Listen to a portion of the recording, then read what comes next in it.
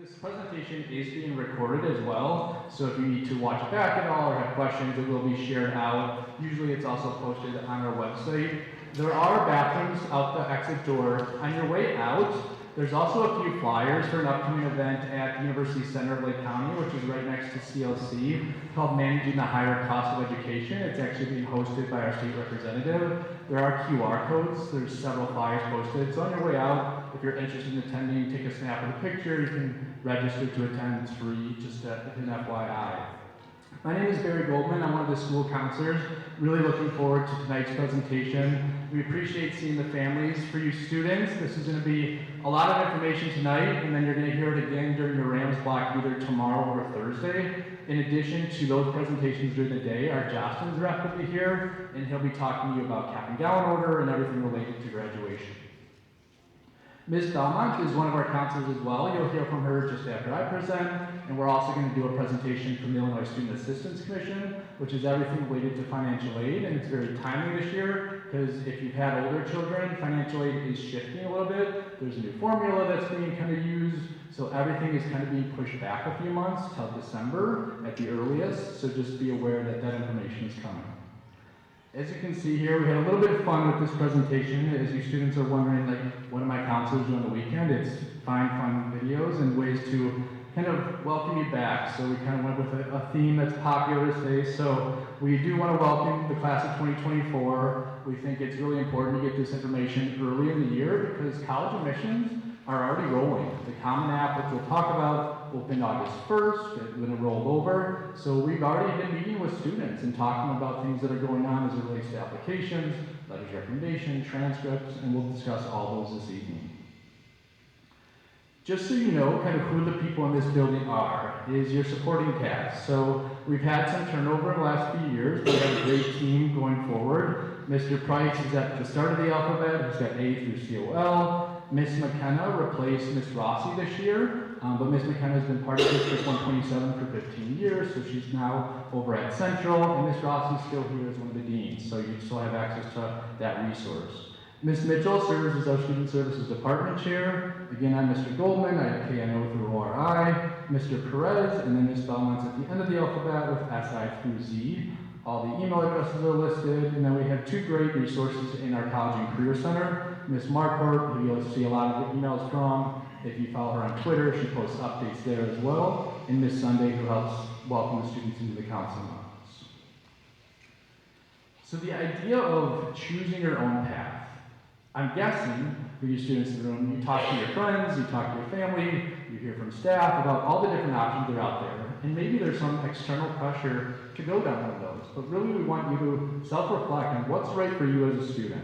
And knowing there are two-year colleges, so CLC, 5 minutes away, is a very obvious option for a lot of students. But there are others, Harper College. Oakton, so Oakton is in like that Des Plaines area. Some of the programs available at Harper and Oakton might be slightly different from CLC. So it is worth looking into just to see if there's something that you're interested in that maybe CLC doesn't offer, but there's another community college nearby that you have access to. I like to include Kirkwood College just because it's a bit of a different example. Kirkwood is actually in Cedar Rapids, Iowa, but it's a residential living facility for two-year schools. So you can go there, you can pay community college fees, but in the end, you're going to community college, but you're living away from home and getting that college experience. Of course, for your universities, the military, want to make sure we're highlighting not just the 4 branches of the military, but also the National Guard. The National Guard for Illinois offers some great resources to students. One of our social workers, their son did the National Guard through Wisconsin and had a lot of success helping pay for school while they're continuing their education. And then the world of work. We have many students that will go right into the workforce. We help with resume writing, job skill mock interviews, so that's an option as well. One of the great recent developments, I would say, is the rise of apprenticeship programs. CLC, in the last year alone, has really kind of turned over the model to a variety of apprenticeship programs where businesses are essentially paying for you to attend school, get certifications, and then come work for them. There's a wide variety on the website that is offered, everything from manufacturing, industrial technology. If you're familiar with the Lowe's building over by Gurnee, where it used to be, they have bought that property and now have a multi-million-dollar facility called the Advanced Technology Center that is wonderful if you have a chance to visit it. But it's all related to trade school jobs, tech, manufacturing. Lake County is actually the second largest manufacturing county in Illinois, and there's a lot of opportunities and not enough employees for those positions. So if you're thinking about alternative options to your college or the four-year schools, CLC really is two schools within one. You can go there with the intent to transfer to a university and take your typical majors, or you can do their career programs or apprenticeships. I know last year for their apprenticeship options, they were doing some really cool programming where they would invite students out either over spring break to do a tour or early summer. And just by signing up to go to about a 50-minute tour, you got a $100 gift card. So if those continue this year, we will certainly promote them, but we want to make sure our students are exposed to a variety of options. In addition to CLC, there's the Construction Industry Service Corporation, Lake County JTC, you've probably driven past. It's a building right off of 45 as you're heading towards kind of Libertyville. That's the union trained electricians and the plumber's apprenticeship program. All local and pretty competitive for admission, but also great wages for starting electricians or apprenticeship students. Wanting you to be aware of some different opportunities that are trending kind of in this area. So as you look on the left-hand side, colleges that most of our students from the class of 2023 applied to, those names probably won't surprise you. CLC continues to be our biggest feeder, but University of Illinois, Urbana-Champaign, ISU, Carthage. I did want to highlight Milwaukee School of Engineering. Although it's a small engineering kind of niche school in Milwaukee, not too far from here, we had 8 students that are freshmen there starting last week. So that was a really great number to see for a class of about 308 going to MSOE. So they're doing some really cool programming. Marquette also right there in Milwaukee. And then on the other side, we have some of the highest earning trade jobs that we pulled off of Forbes.com through different resources. So things like electricians, boilermakers, elevator and escalator installers, the average salary was pushing 6 figures. So just understanding that there's something out there for everyone, and maybe that four-year path isn't for you, you can consider some other options that you might want to look into. That being said, we do want to give the data on why post-secondary education. This column, it's a chart that we've used in many presentations in the past. It kind of updates every so often. But you'll see on your left-hand side that as you get more education, typically the median usual weekly earnings rises and the unemployment rate decreases. So we want you to be mindful that as you're exploring options, that education is valuable. There's still a need for it to consider 2 or 4 year college. Doesn't be for everyone, but you might want to look into that option. And the unemployment rate is important as you move forward. Some popular myths as we talk to students, this is my 14th year in counseling, you hear things repeatedly, and they are in a large way myths. The idea that you have to pick a major before you apply. So most of our students go in undecided. I would say nationally that number is about 50%. But we talk with a lot of students that are interested in school and want to continue their education, but they're really on their fence on what they want to study. So you do not have to declare a major in the application process. Realistically, when you get to college, you have 2 years, even at that point, before you have to decide what you're going to do moving forward. So just know that you have some time. If you have something in mind, great, but don't feel like you're stuck if you don't have a major already determined. Under that, colleges only accept the best students. I'll never make it. We're fortunate to know the transcripts of our students, see that wide variety of students are accepted to different colleges. There are some schools that are far more selective than others, but on a personal level, high school for me was kind of like a little bit of a dip. Into junior and senior year, I had grades that probably my parents weren't really thrilled about, but I got into college and I was able to make that transition. So I don't think it's like you have to be a straight A student to think that's the only way to get to a college degree. In the middle, there's only one college that will make me happy. I just feel like that's a fairly difficult mindset to start with because you're kind of putting all your eggs in one basket. And for a variety of reasons, it might not work out. You may get accepted, but the cost is too high or the distance is too far. Perhaps maybe you don't get accepted.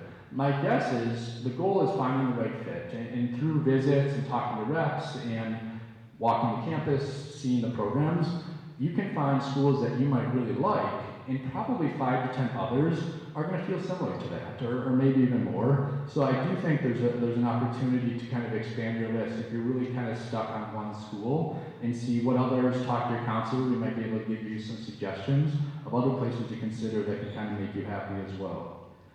In-state colleges are always the cheapest option. You know, this may have been more true 25 years ago, but Illinois is actually the second highest, or second worst at losing students to out-of-state schools in the country. Back probably 3 years ago, New Jersey was number one in terms of that defection, but Illinois was struggling to keep students in state, and largely because this is a very highly recruited area. Colleges understand we have talented students, and they're trying to encourage you to come out of state. And that's a loss for our state as a whole. We lose the students in the future because they might not come back to Illinois. So that's made it very commonplace for out-of-state schools to offer great scholarships, better than some of our even in-state prices. Private schools are different. Private schools have a sort of a set sticker price in or out of state. But for those public schools, you might find some really good deals at other places.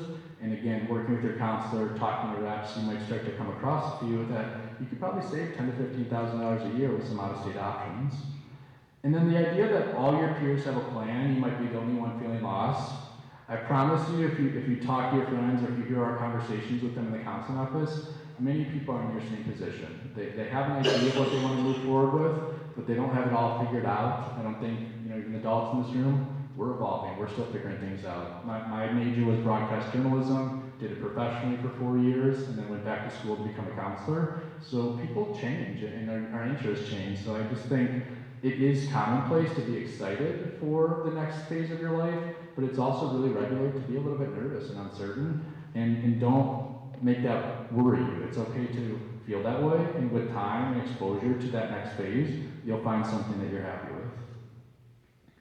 In terms of finding the right fit, there's several categories that we think are important, and for most students, my belief is that there's probably one or two deal breakers, that everything might be important on this list, but there's one or two things in the end that are going to stand out the most to them. So for some students, it might be location, which could mean simply distance from home. A lot of students, I'll say, draw a circle around Grace Lake, how far are you comfortable being away from home? And for a few students, that might be Lake Forest, Carthage and Kenosha, CLC, kind of within that hour range. Others are more comfortable 2 to 3 hours. Once you start getting towards 5, 6, 7, 8 hours away, it becomes somewhat of a challenge to get home. There might not be public transportation. So just kind of getting a sense of how far from home is good for you is going to be important in this process. The setting, do you like city schools? Do you like college towns? Kind of what is your vibe that you're looking for? Can really change. In some city schools, there is very much a campus feel, I would say. A place like Loyola University in Chicago has a residential sort of neighborhood feel to it. In April, I was at University of Cincinnati, wonderful city school with great programs, but it very much felt like its own campus. And then there are others that are more tied to the downtown area and feel just kind of like part of the business district. So you'll have to visit and see if you like that setting. With college towns, those are fairly traditional, but some might come in really small areas. So if a school that I absolutely love is Truman State University in Kirksville, Missouri. Great school, excellent students, but like the town of Kirksville has about 15,000 people in total. There's a very small downtown, about the size of Grays Lake, and that's sort of the extent of that area for the college. So for some students, that's not a turnoff, and for others, that would be really hard. I indicate weather because some students will say, they just want to go somewhere warm, but I think it's a little bit more involved with that. There are times where your major might tie to the weather in the area. So Miss Mitchell and Mr. Perez, two of our counselors, were able to go on what's called the Bus of Fun this summer, which is a chance to go visit colleges that I've done many years and Ms. Belmont's done in the past. But one of their stops this year was up in the Upper Peninsula of Michigan, which has several great schools, Michigan Tech, Northern Michigan. They average about 220 inches of snow per winter. So very different climate. My son, who's 11, when I tell him that University of Kansas is one of my favorite campuses, he immediately rules out because he saw The Wizard of Oz and convinced that there's a tornado every day there, and he's terrified of storms. Like I can't even get him to talk about going to visit Kansas. But those are the things that impact students, and some of it's real and some of it's kind of make-believe, but just knowing what's out there. And then the idea of a commuter campus is really important. So there are some schools that might be a little bit further from here, and maybe our students go to for academic reasons, for athletic reasons, but there's not a culture of dorm life on campus. It's places that students drive to and they drive home. So if you're an out-of-state student and you're living residential life, it might fall a little flat on weekends or like social life because everyone's leaving. So just being aware of like what are those commuter campuses, and they're not necessarily bad, you just gotta make sure that's an okay fit for you. With facilities, dorms obviously important. Dorm life has gotten so much better since we went to school. There's quads now, there's really nice residential spaces. I think touring the dorms and seeing the variety would be helpful, but also figuring out what are freshman dorms versus upperclassmen dorms, because you might get placed in the ones, they might show you one, but that's not available to freshmen. You might be somewhere where there's no air conditioning, that it's kind of community style bathrooms. Food is certainly really important. I feel like as a picky eater myself, I need to make sure there was something that I was going to eat on campus. And I would say just like dorm life, the food options has gotten progressively better. There's vegan options, anything you can kind of think of, they have offerings to. So much so that when we visited Belmont University in Nashville during the summer one year, I literally had like carved turkey and like almost a Thanksgiving meal, and this was during summer programming, so I can't imagine how nice it is for the students during the year, but it was wonderful. Classroom spaces, and then parking becomes a popular question for students as well. One, can you bring cars to campus as freshmen? And then two, what is the cost and how far will you be from campus? So some schools it's reasonably priced, maybe $150. I've heard others over $1,000 for parking, and you're maybe 2 miles away. So you're not necessarily using that car for daily purposes, but it's available if you need to drive home. So being asking about parking, definitely something to recommend. With the size of the school, so anything from average class size, the distance across campus, as you're building that sort of schedule your freshman year, you get last selection of picking your classes. So being mindful of, if I'm gonna be 20 minutes from one class to the next, I can't necessarily butt them up to each other. I can't end at 9:50 and then be expected to start at 10 o'clock if I have a very long walk, or how are people getting, or, from one side of campus to others. That's gonna be more impactful at the bigger schools. And there are ranges. There are big schools like ISU that's 20,000, U of I 40,000, Ohio State 60,000. So you can just imagine how large those campuses can get. And then other services beyond your class experience. So you're paying for these services even if you don't access them regularly. So things like tutoring, career planning. And then one of the ones, of course, as a counselor that I want to highlight is counseling support. Colleges, like high schools, have seen an influx in mental health support needs. And not all are really fully prepared to handle that, so there can be fairly extensive waiting lists to connect with a mental health professional on the college campus if that's something that you rely on. It also can be limited, so I've heard in most like big schools, after 12 sessions, they're going to refer you out to the community. So just know that if you're someone that drops into your school counselor pretty often or has social work support in the school, that resource might be available at the college, but it can be challenging. We talked to a local college recently that's a smaller school, and she said when she started in their counseling office in the early 2000s, she had a caseload of about 20 to 25 students. That's now well over 200, so they have more staff members, but you can tell the needs have risen, which is good. Students are seeking help and asking for support, but we want to make sure that then the support is available to your students. Finally, with major selectivity, so as you're applying to colleges, some schools just admit as a whole to the university, where many admit by major. So the more competitive majors, things like engineering, computer science, sometimes business, can be very uber selective at schools. For example, the University of Illinois, which is extremely popular here, in a lot of the majors have pretty reasonable admission requirements. For computer science, as of last year, they had a 6% admit rate. So students with near perfect SAT scores, outstanding grades are still not getting admitted. So selectivity of the major can really impact those schools. Any requirements they might have. So again, for U of I, 2 years of world language required, 3 to 4 recommended, but at other schools, it might be fine arts fills that cap. So they don't have a requirement necessarily for the major.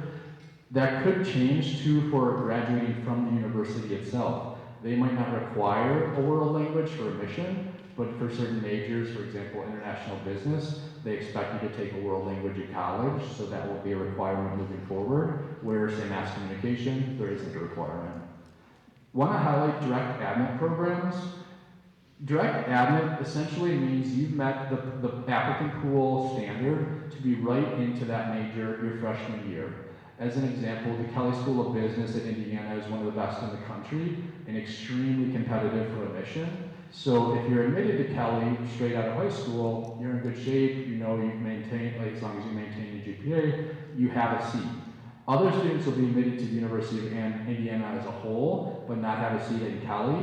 And it's about a 50-50 shot as a sophomore if you're going to get into them or not. So you really have to be, thinking about, do I want to be at Indiana, or am I going for the Kelly School of Business, and what am I going to do if I don't get in after my freshman year?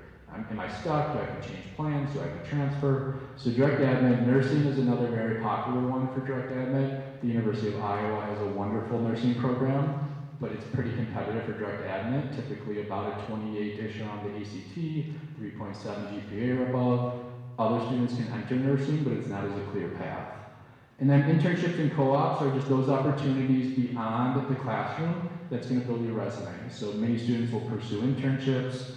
I mentioned the University of Cincinnati. They have the oldest co-op program in the country. Co-op means you're essentially splitting your time between being a student and working professionally.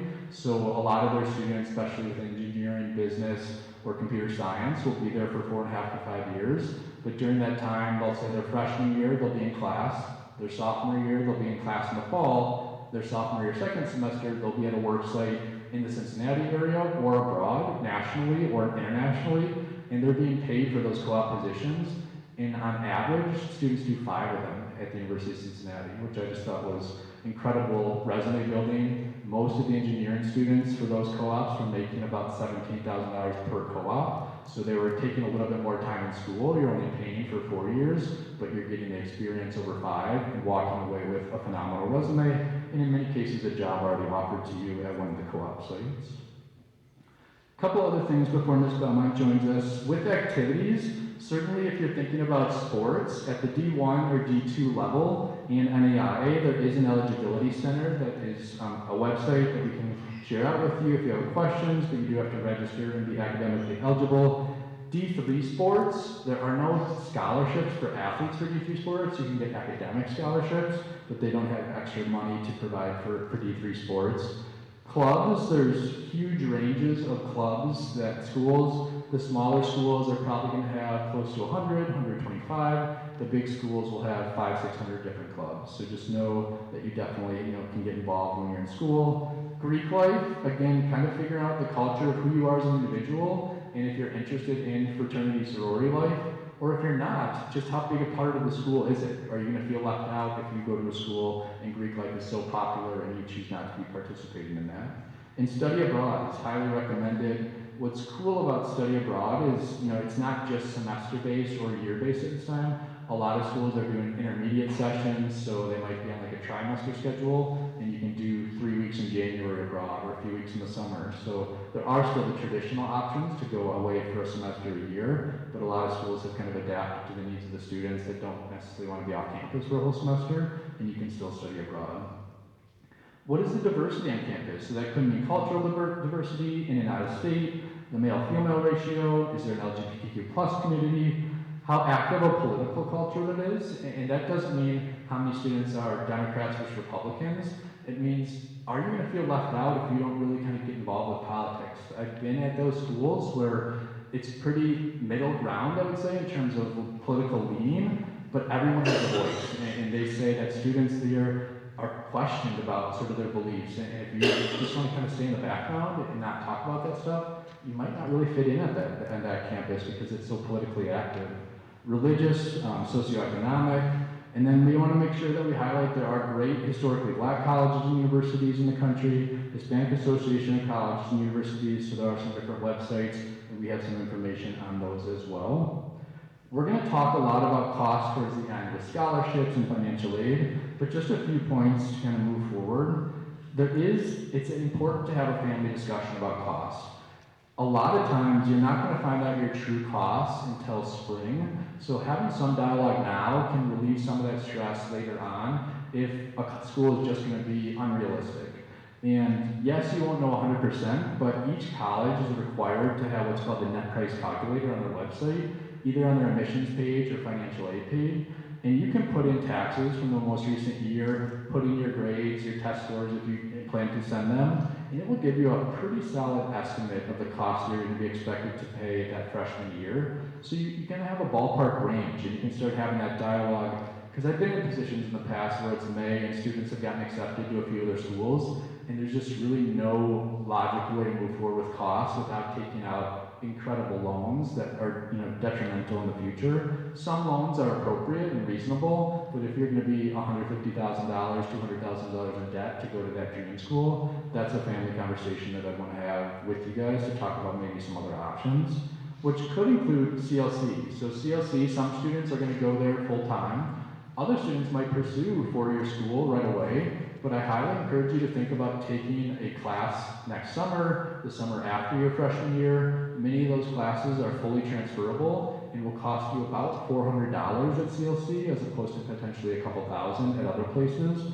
So again, CLC can be a great savings for full-time students or for students that just want to take summer classes.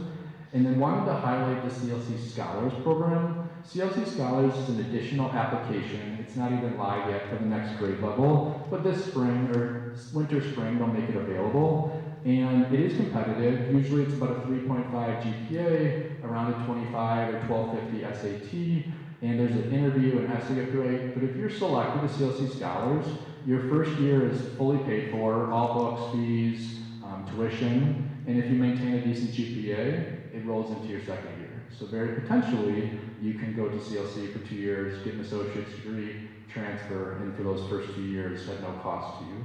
So wanted just to highlight that, and then I'm going to pass it over to Ms. Baumann. Okay, so when preparing for the college application process, there's 3 main ways to apply for college. The most common way to apply for college is through Common App. There's hundreds of colleges that work with Common App, and it makes it really convenient because all of the demographic information that each application asks you to fill out is populated for each school's application within Common App. So it saves you a lot of time, and it also keeps things really organized. Another way you might apply for college is either if the college does not work with Common App, or maybe you're in a position where you're only applying to one school.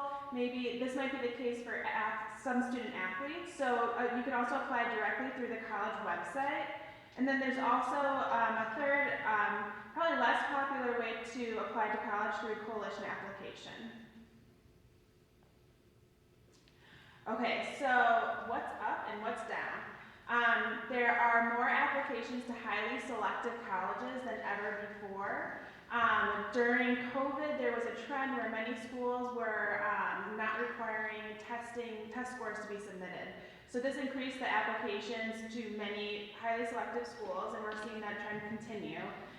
With that means with more students applying to college, there's more students being deferred and waitlisted, and this can add a lot of stress to the college application process for you and for your student. Oftentimes we don't even hear if a student is off a waitlist until after that May 1st decision deadline, and then that just adds a whole other layer of stress for you and your family in making a decision to pursue a different route after one lane has already been chosen. There's also higher anxiety and depression across all students everywhere, but especially in post-secondary education. And then what's down? Acceptance rates at highly selective schools. We also see that there are usually more women on campus than male students, and follow through of summer or plans after high school graduation. We refer to that as summer melt. Okay, so application deadlines. I'm going to start from the bottom and go up. So rolling admission, if you're applying to a school that offers rolling admission, that means as soon as you submit your application, the process of reviewing your application begins. So although most schools have an early action deadline of November 1st, you could apply to any rolling admission school and possibly hear back from them sooner than November 1st. Early action is the non-binding early priority deadline. So we recommend that if you are planning to apply to college, to apply early action to all schools that offer it. It increases your chances of getting admitted and also helps to plan financially for the rest of the school year and looking towards college. Early decision is also an early application, but this is binding. What that means is that if you are accepted under early decision, then you are stuck with the financial aid package that you receive. And in some cases, that can mean no financial aid package. So this probably would only be the case if your student had their heart set on one particular school and the family was okay with whatever financial aid package was going to be offered. You can only choose one school to apply to under early decision, and as you can see, we put the Northwestern admission rates. So under early decision, they had about 24% of students admitted, or freshman students admitted under early decision, whereas for regular decision, only 7% were admitted. So it does increase your chances of getting into your dream school. However, the repercussions are pretty intense. So that's a family decision. So I think just make sure that you speak to your student about that, especially ensuring that they know the difference between early action and early decision. Early action, you can apply to as many schools as you'd like. Early decision is just one. And then we have regular decision deadlines. So this deadline varies from school to school. We recommend to try to get your applications done by that November 1st early action deadline. Regular decision deadlines vary. Some are in January, some are in February. And then for your planning purposes, the decision deadline is May 1st. Okay. So how do they decide who gets admitted and who doesn't? So your GPA is probably the largest factor in consideration for your application. And that's not to scare you, but it also is a point that you want to address in your essay in the event if your GPA isn't where you would like it to be, or maybe it doesn't meet the average applicant's GPA from previous years. And the rigor of courses also is extremely important. So what that means is that schools want to see that each year you're increasing the intensity of your classes and course load and also improving your GPA. So that they're not necessarily looking for 4.0s across the board. They're looking for an upward trend to prove that your student is ready for college level classes. Let's say a lot of students go through different things during high school that can impact their GPA. Their personal statement or their letter of recommendation from your counselor is the best place to address those situations. So for example, during COVID, we had many students who their GPA might have dropped from one year to the next, and we're able to explain that situation in our letters of rec or through the student's personal statement. And then the next thing that, probably the next largest factor for schools that still require test scores are your SAT or ACT scores. Some schools are still test optional, so if you don't test well and you don't want to rely on that or have that as a piece of your application, I suggest looking at schools that are still test optional. And then the essay and personal statement that I referenced a couple of times. It's a 600-word short essay that the goal is to try to show who you are as a student in a different light than your GPA, test scores, and resume show. So a lot of students are relying or using ChatGPT. Be very careful with this because most schools in our school have capabilities to see when something is AI generated. So you wouldn't want your application to get thrown out because of using ChatGPT. So each student that's applying to a four-year college will have a letter of recommendation written by their counselor. And then additionally, some schools require letters of recommendation from classroom teachers. So what we recommend in choosing which teachers that will write your letter of recommendation, you want to choose teachers of a core class, so English, math, science, or social studies. If your student has an idea of what field they want to go into, our recommendation is generally to choose a recommender from that field. So if your student knows that they want to go into nursing, or they know that they want to study bio, then we would encourage them to ask a recommender from the sciences. And then schools are also looking at extracurricular activities, and especially leadership opportunities. So if your student has had any leadership roles in any of their clubs or sports, this is a really important thing to highlight, and sometimes I think students forget all the things that they're juggling, and so this is a good place for parents to kind of assist in looking over their resume and their letter and their activities to make sure that they're highlighting everything that that they've been involved in. And then another piece to the puzzle is community service. So many universities really value community engagement and service. So if your student has participated or in any sort of nonprofit or volunteered at any events or for any programming, this is something that should be highlighted as well. Okay, then the outcomes of your application. So the first is being admitted. The next is being denied, so that application won't be reviewed again. That does not mean that you cannot apply to that school again if you so choose. So maybe in a following year or even a following semester, you can still reapply to the school.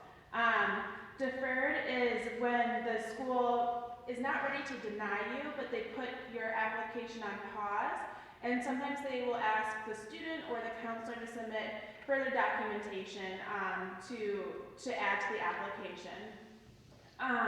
So for example, you might get deferred during the first semester of senior year, and oftentimes schools that defer students during that period will ask for a mid-year grade report.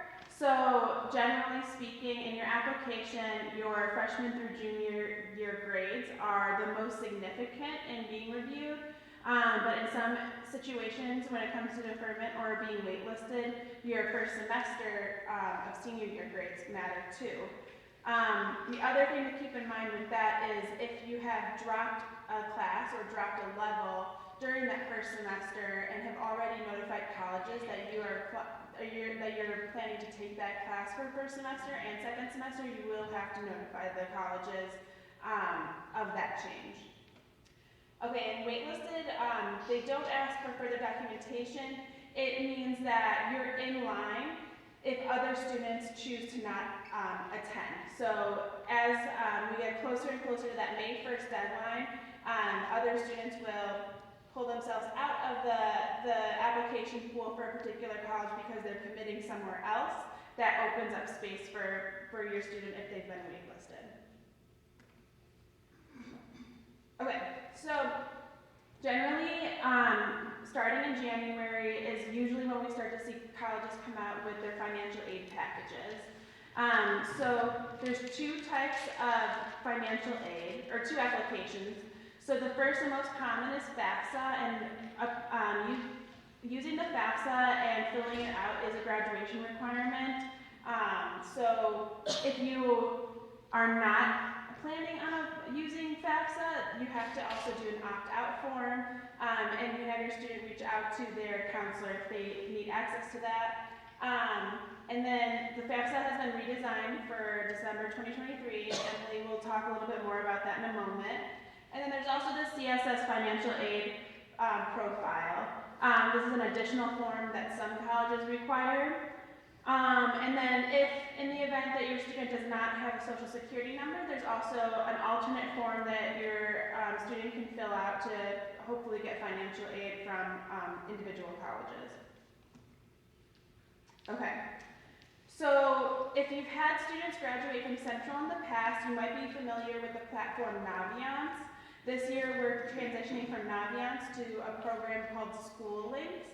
All the students at Central were onboarded into this program last spring. So when your student logs in, there is a dashboard on the left-hand side. They'll be able to see all of the scholarships that Ms. Marquardt is posting on a regular basis.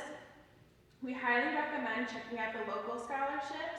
Our students have the best odds of getting a local scholarship compared to a national scholarship. And even though the amounts are a little bit less, so you might find a $1,500 scholarship that's local to Lake County versus sometimes on these larger websites like scholarships.com, you'll see a scholarship application for like $10,000. You have you have much better odds of getting the local scholarship and kind of accumulating that money. A little goes a long way, so $1,500, that's like your books for your entire first year, or a new computer, things that you really need to start college. So school links, that dashboard is updated daily. I would say that January is like the time where you'll really see a lot of the scholarships being posted, and generally speaking, most of them have February or March deadlines. So that's there's some that are posted right now, but if you're not seeing any on school links that really apply to you or apply to your student, hang tight for January, and then you should see more. And then another important thing is to encourage your student to check their email regularly. So we send out information via Schoology, school links, and through email blasts. And if students are chosen for a scholarship, but then the scholarship requires an additional step and they miss that email, that can be really devastating for a student who has spent the time to write an essay and apply for scholarships. And then for national scholarships, these are some online resources that post scholarships, again, at the national level. Okay, some myths about scholarships. Only straight A students earn scholarships. That's not true. Most of our local scholarships have a GPA requirement of 3.0. One student ends up winning all of the scholarships. That's also not true. We have a very diverse pool of local scholarships. So through school links, you can narrow down the search to be very particular to your students. So base it on major, background, gender. The amounts are too low. A few $100s won't help. Like I said, a little goes a long way, and those local scholarships can really accumulate. You have to be an athlete to win scholarships. Also not true. While there are some scholarships for athletics, most of our local scholarships are not specific to athletes. Why bother? I'll never win. So we encourage our students to try. The more local, the better the odds of getting that scholarship. So if you go into school links, there are Grays Lake local scholarships that are available, and then you can expand out the search further to go from Lake County to the state of Illinois to the Midwest.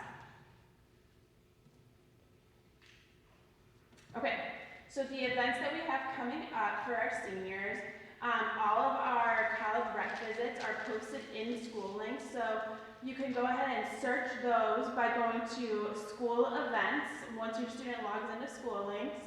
And then if you see a college that you're interested in going to the visit, you will just RSVP on school links, and then you'll receive further communication about that rep visit from the Smart Court.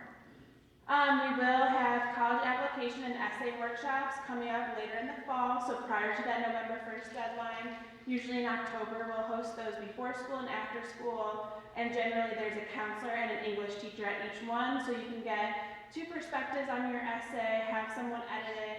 Oftentimes, a lot of the senior English classes also have an assignment during the fall semester to write an essay, so there's a lot of built-in opportunities for assistance there. The National College Fair at McCormick Place is coming up Saturday, September 30th, 11 a.m. to 3 p.m. So I think hundreds of colleges will be in attendance for that event. This is a really good opportunity to walk around and kind of get the spirit or the vibe of each school, and if your student already has their list of schools that they're interested in, you can seek out those reps and get more information. There's also usually a lot of swag, so. There's also Choices College Fair, that's more local, it's in Vernon Hills, and that specifically highlights schools that have strong centers for students with disabilities. So if your student has a 504 plan or an IEP, this could be a good opportunity to find a school that offers services and honors accommodations. And then we have our college fair at CLC on October 12th, 6 to 8 p.m., and over 150 schools attending. So if you're going to choose one, I highly recommend that one. It's local, there's many, many schools that will be in attendance, and it's a good opportunity to kind of see what's out there. Okay, so like I said, we're getting rid of the Naviance. Naviance is a thing of the past, and we're only using school links for all the things that we use Naviance for. When students log in, you have to log in with your school email, and not only is it a way to search for scholarships, but this is also a way that your counselor will upload your letter of recommendation, your transcript, and communicate with the schools that you're applying to. So in a minute we'll show a video on how a student actually goes through the process of applying and using School Link's College Application Manager. But a couple of other things to highlight about School Links that is really cool is that we also have an integrated platform for job searches in there. So there's a job search category that is focusing on jobs in Grays Lake and the surrounding area that are specifically hiring for students in high school.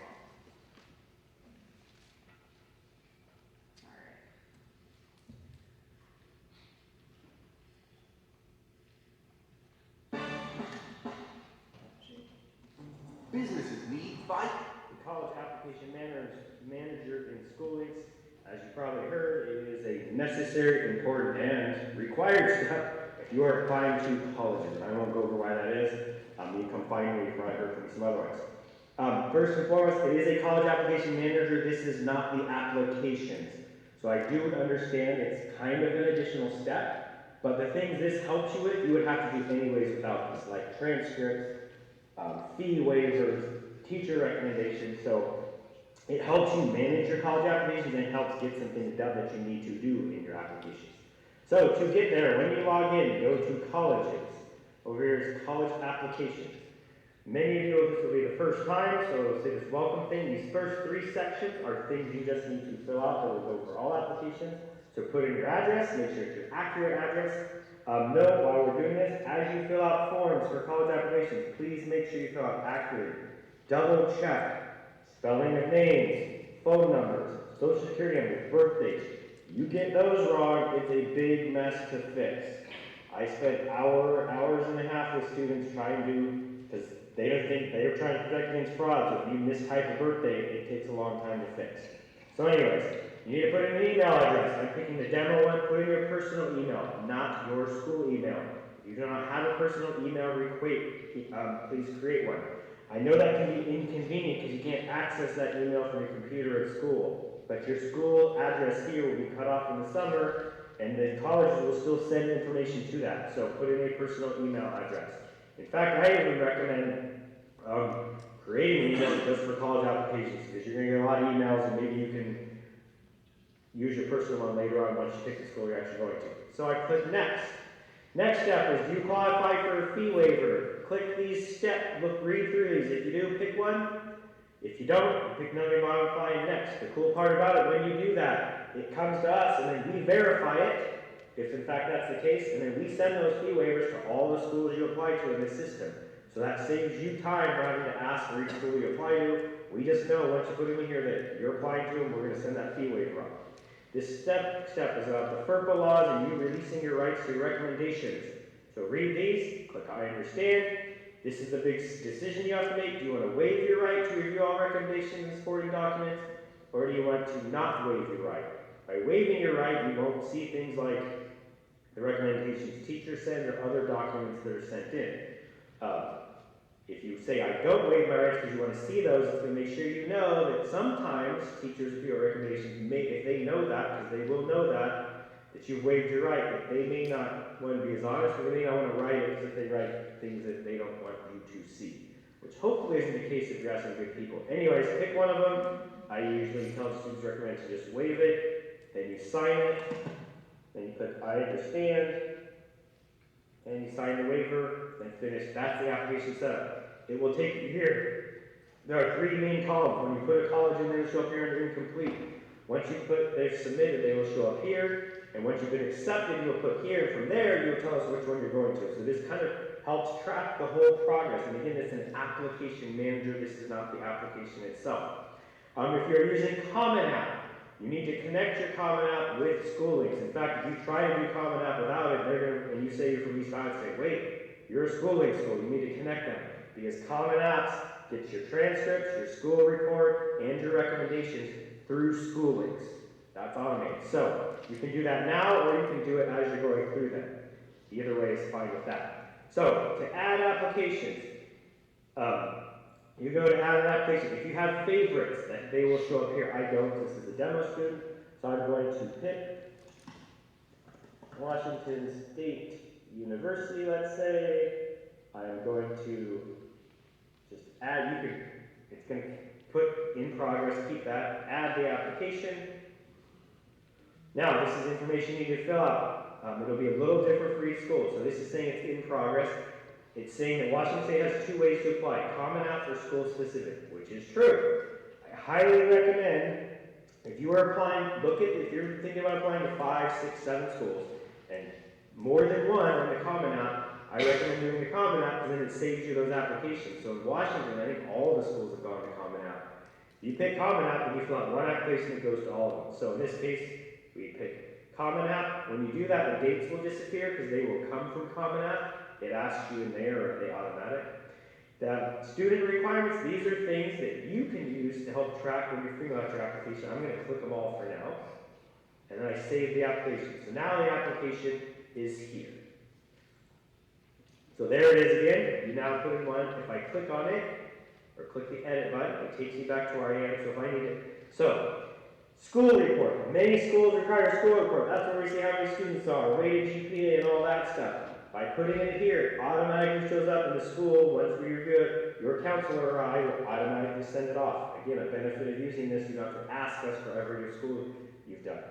Counselor recommendations, it's saying it's required. Again, it will show up in your counselor, or it says not needed. If it's required, it says required, we will send it off.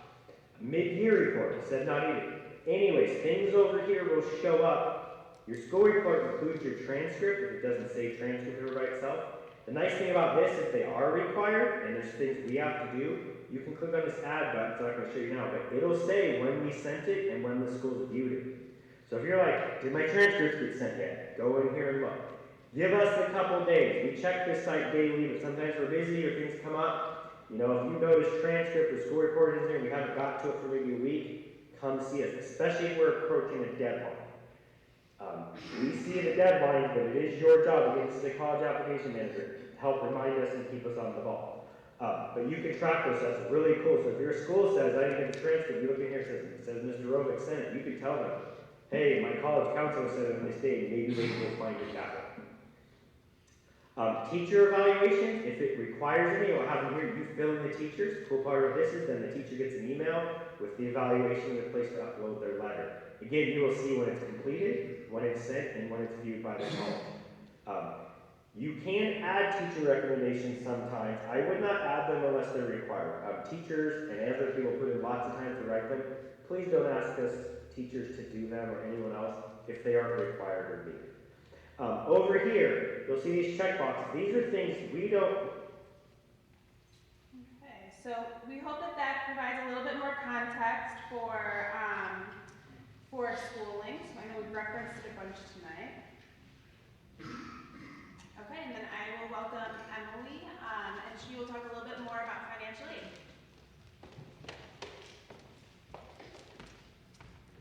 Well, Emily's getting set up. She has a different presentation. We do have a quick QR code. If you don't mind just scanning that real quick, it's really just for attendance and figuring out how you learned about tonight's activities. So we'll give you a minute to pull up that QR code, and then we'll pull up Emily's presentation. She's again here from ISAC. She'll be presenting for about 15 minutes or so, and then we'll all come back on stage for any questions from the general audience and stay after for any individual questions.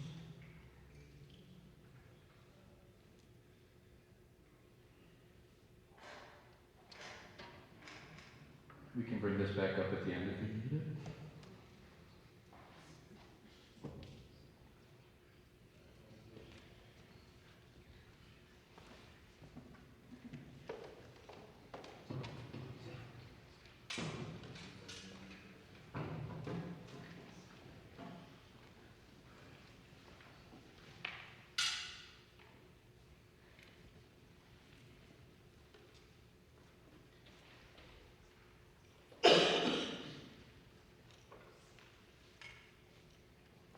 Hi everyone, my name is Emily Cogney. I'm from the Illinois Student Assistance Commission, or ISAC for short. I'm an ISAC core member, meaning I just go around to different high schools within the College of Lake County District, and I assist them with FAFSA applications and things like that. On the screen you can see I have my email and phone number listed. You can take a photo of this, you can come back to it later. I'm going to try and go through my slides kind of quickly for the sake of time, so you can feel free to take photos of any of the slides and ask me questions later. So about ISAC, our mission statement is to provide Illinois students with info and assistance to help make education beyond high school accessible and affordable. And we're the college access and financial agency in the state of Illinois. We administer different scholarships, grants, prepaid tuition programs, and student loan repayment and forgiveness programs. Getting into it, today we're going to be talking about the financial aid process. And to talk about that, we have to talk about what college is. So college is an institution of higher education that awards a degree or credential post-high school graduation. When you think of college, you typically think of a bachelor's or a four-year degree. At ISAC, we're talking about anything beyond high school, even if that's a vocational or a trade or associate's degree, which are about 2 years. So what exactly is financial aid? It's money from different sources that is supposed to help you pay for college. It's meant to make college more affordable and to cover that gap between what you can afford to pay and the actual cost of school. This can be anything given, borrowed, or earned. There are two big types of financial aid. So the first would be gift aid, and this is money given to you. It's a gift. So like this gift, you don't typically have to pay this back. This would be different grants or different scholarships. And then there's self-help aid. This would be borrowed or earned. Federal student loans, and then federal work study. We'll talk about those later in different slides. There are multiple different sources of financial aid. So the four big ones are the federal government, that would be the U.S. Department of Education, and the state government in Illinois, that would be ISAC. And then colleges and universities also disperse their own financial aid, and then private sources of financial aid, whether that be private scholarships or private loans.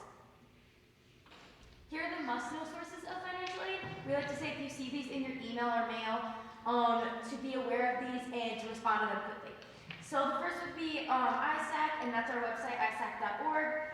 So we have different grants, scholarships, prepaid tuition, and then loan repayment and forgiveness programs, like I said earlier. And then the U.S. Department of Education. These would be the people who administer the FAFSA.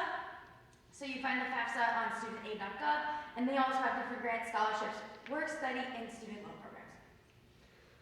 So the big grants for 23-24, the big grants are the Illinois Monetary Award Program, or the MAP grant.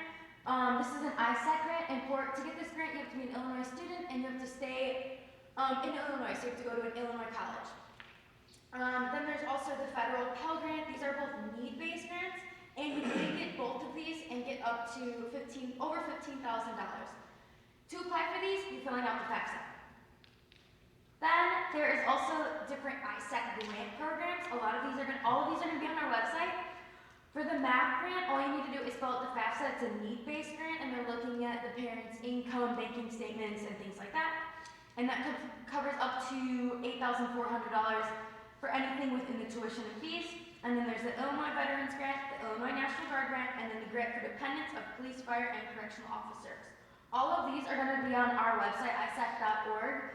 I won't go through all of them specifically, but you can reach out to me if you have any questions or you think you're eligible for any of these programs.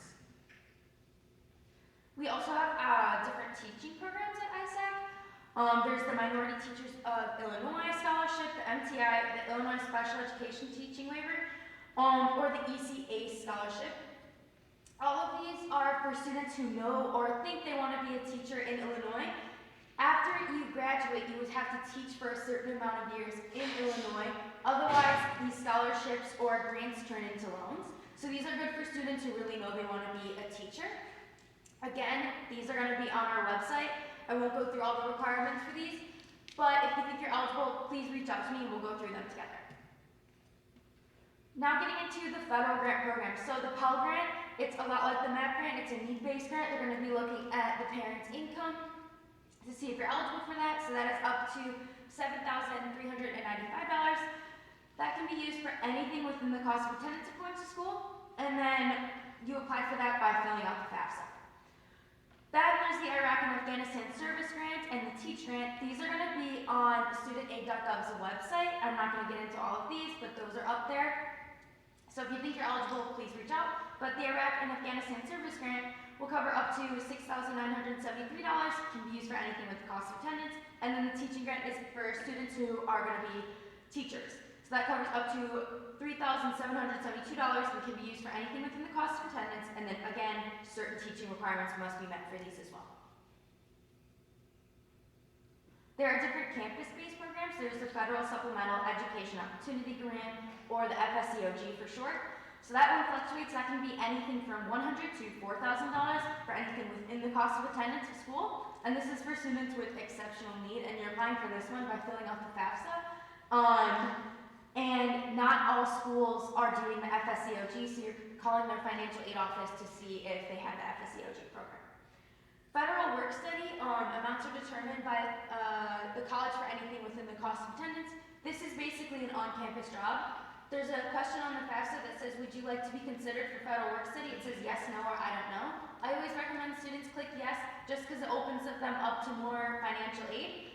Basically, it's an on-campus job. You would still have to go and apply for that job, but I would recommend clicking yes for the question about federal work study. Now getting into loans. So should you consider student loans? Make sure you're evaluating your loan options and considering the following, knowing where it's coming from. So knowing if it's a federal or a private loan. So a federal loan would be like if you fill out the FAFSA and then you get accepted for loans. Or private loans if you go out and apply for them on your own. Knowing the interest rate, is it a variable or is it fixed? Is it going to stay the same? Knowing the repayment and the grace period. So when are you required to start repaying? And then what repayment options do you have? The grace period refers to a period of time where you don't have to pay back your loans yet. It's typically 6 months after you graduate. You have a grace period before you have to start repaying your loans again. Then knowing if it's subsidized or unsubsidized loans. So subsidized loans are considered more desirable, and then looking at when does interest begin to accrue. Getting into what subsidized and unsubsidized loans. So direct subsidized loans, those are considered more desirable. That's because they're a need-based loan, and then the interest is being paid for by the federal government while the student is enrolled at least half time in school, during grace periods, and then during deferment. So that interest isn't going to accrue, it's going to stay the same.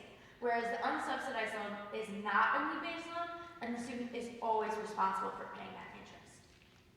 So here's a chart for the 23-24 school year for the federal student loans, and this shows the different types of loans and the different interest rates.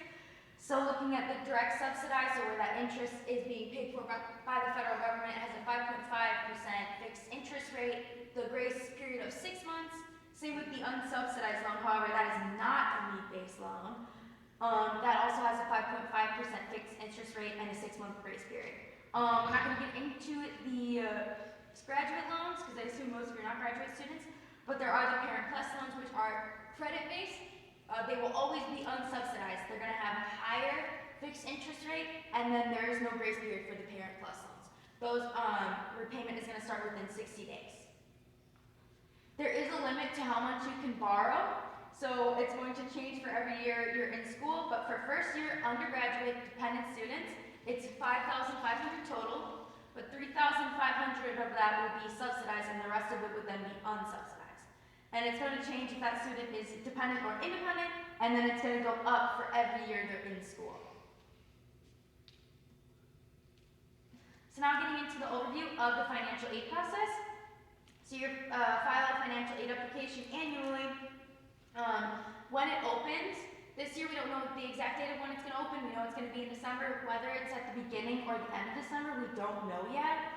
But you're filing it every year as soon as possible after it opens, only because that MAP and Pell Grant money, that can run out. You don't want to wait until the very end of the school year because that money might already be gone.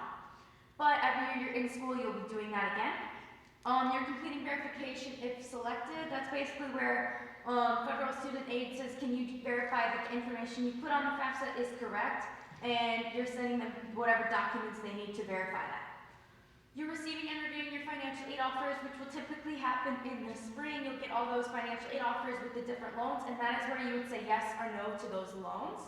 You're responding to the schools after that, and then you're completing all pending process, whether they need more documents from you.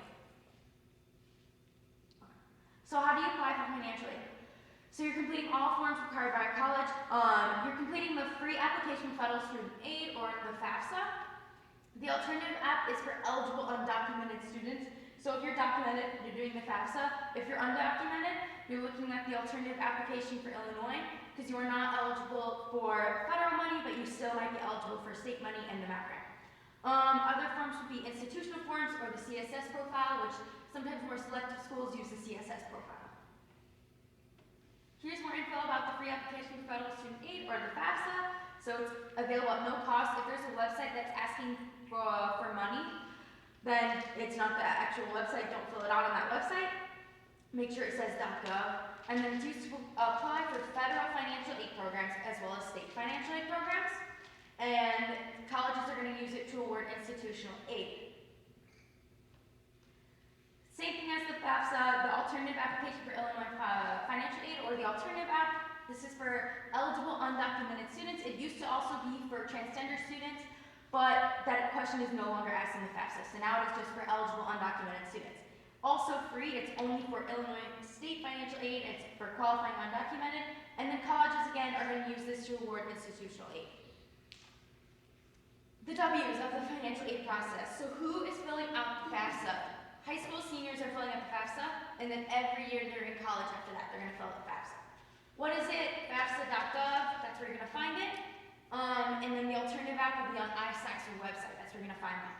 So when? As soon as possible after the filing period begins. Used to be October 1st. This year it's going to change a little bit, so we don't know the exact date.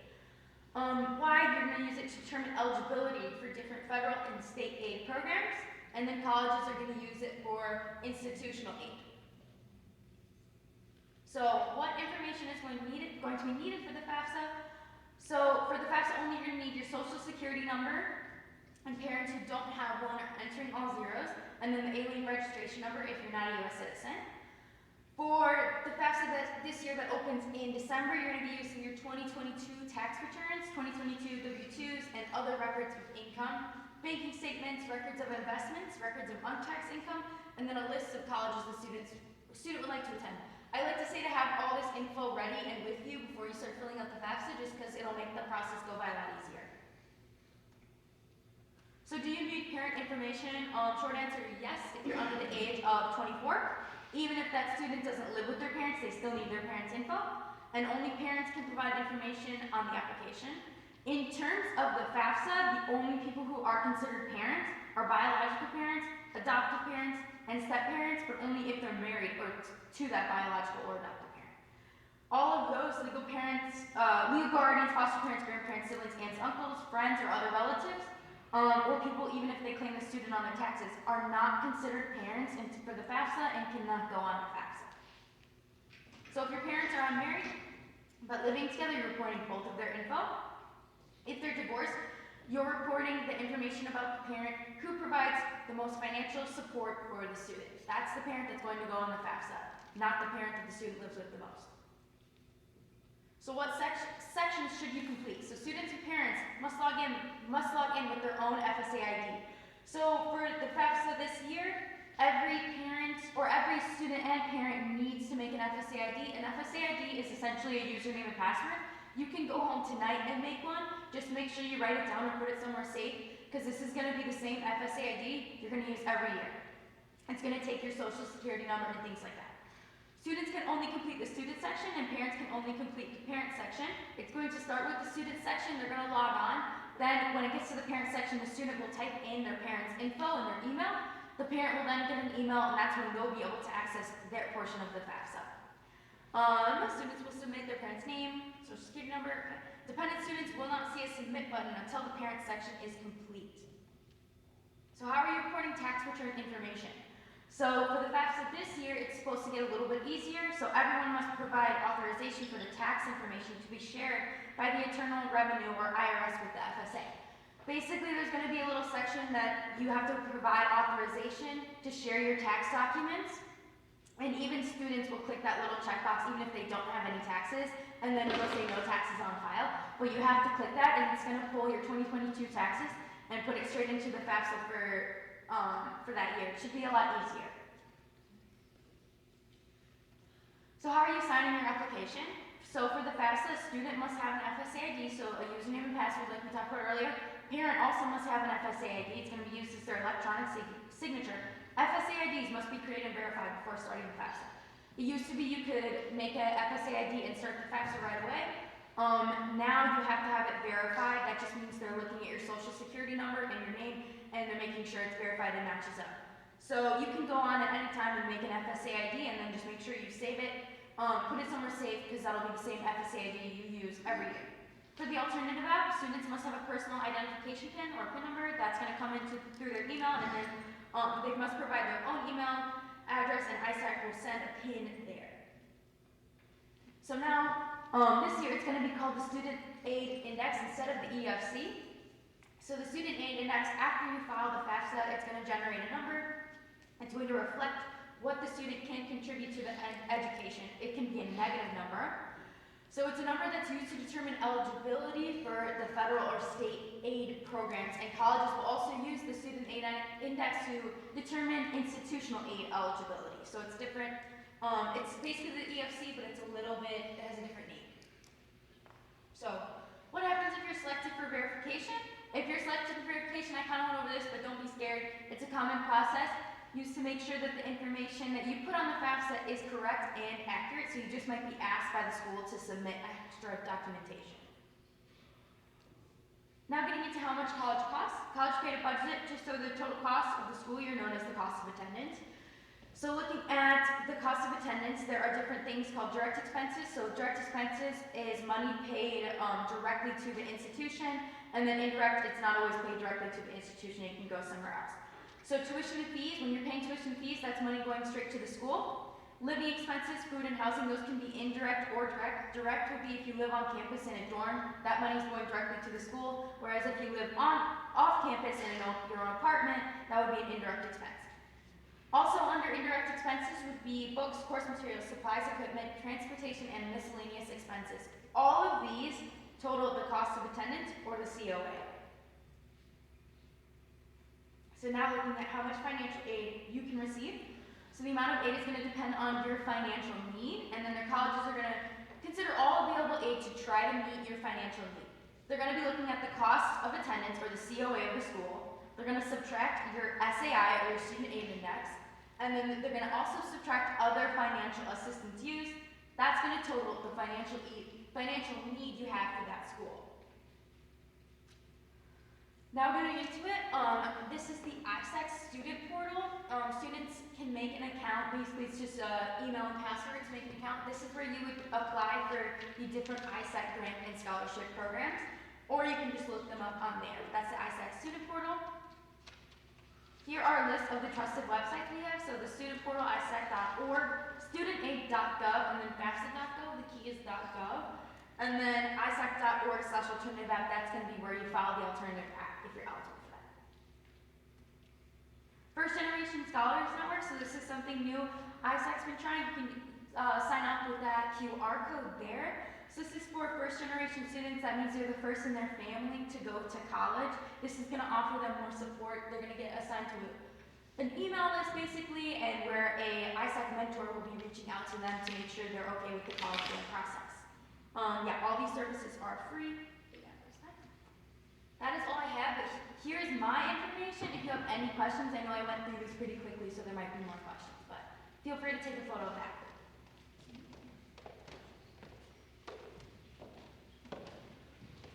I want to give a special thanks to Emily. We encouraged her to kind of keep 35 slides to 15 minutes, which is very challenging to do. I had 10 slides and I talked for over 30, so I really give you credit for kind of quickly reviewing that. Again, we're going to be here to answer questions from the group, also individual questions. On your way out, again, you can take a snap of those QR codes for the Managing the College class presentation September 14th at University Center, which is again that standalone building off of Washington Street over by CSC, kind of in the front northern part. That will be a great event. ISEC will be there just to kind of bring to life the cost piece, because this comes up a lot of times towards the end of the year when students start to get those financial aid packages. Let's say, for example, a school costs $30,000 and a student receives some type of financial aid or scholarship for $10,000. So that's $10,000 that is accounted for either in gift aid or financial aid loans. The family says, well, we can put $10,000 per year into your education as well, which leaves a $10,000 balance. A lot of the times the students will come to our offices and say, okay, Mr. Goldman, I still have $10,000 to account for. How do I, in my name, borrow more money? And the honest answer is they really can't. The government sets those caps because they don't want students at 18 years old going into such high debt. So the options for families are that Parent Plus loan, which has an 8.5% interest rate, or a private loan, which private loans might have smaller interest rates, but they're not fixed always. So it gets into that point where this is a bigger discussion. We really kind of have to reevaluate, is this the right fit for you? Because you might already be borrowing some money, your parents are putting in $10,000, and now to account for that additional 10, and 10 in some cases is small, it could be 20, it could be 25, that's a lot of debt that's starting to accrue with interest over time. So that's where, again, we want to look at finding the right fit from a school standpoint, academics, athletics, activities, but also cost. And if the outcome is, let's start at community college and save some money those first years, that might be what's the best in the long run. And again, grad school could be in the future as well, and there's really not as much scholarship money available for grad school, so it really helps early on, saving on that undergraduate degree. With that being said, I think we're ready for any questions, so feel free, if you're comfortable sharing a question with the group, we'll do our best to answer them, and then again, we'll stay for any individual questions. I know we're at about 8:20, so if you have to leave, we really do thank you for your time tonight. Students, especially since you'll be seeing us tomorrow or Thursday, I appreciate you coming on. Yeah. If you have an older child, do you need to create a new FSA ID for the new student, or does the parent keep the same one? The parent would have the same FSA. Okay. Yeah. I guess, what are your tips as far as some of this planning? I'm so used to the past being October. Now we can't do any of that till beginning of December or late December? We don't even know the actual date yet. So Yeah. it's really gonna be really tight as far as beginning of December. Yeah. Yeah, so the FAFSA used to open January 1st, going back about 6 to 8 years ago. Then the movement was more towards October, which was great. And now with the redesign and sort of the different formula they're using, the colleges, and honestly I don't think the government's fully ready, so that's why it was pushed back to earliest is December. It's a challenge because that means those results are going to come later as well. When it was October, some schools were starting to release decisions for financial aid by third week of November or December, but I can imagine now it'll be February, March, April until families start to hear those final numbers. And again, that's why that net price calculator can be fairly helpful. Yes?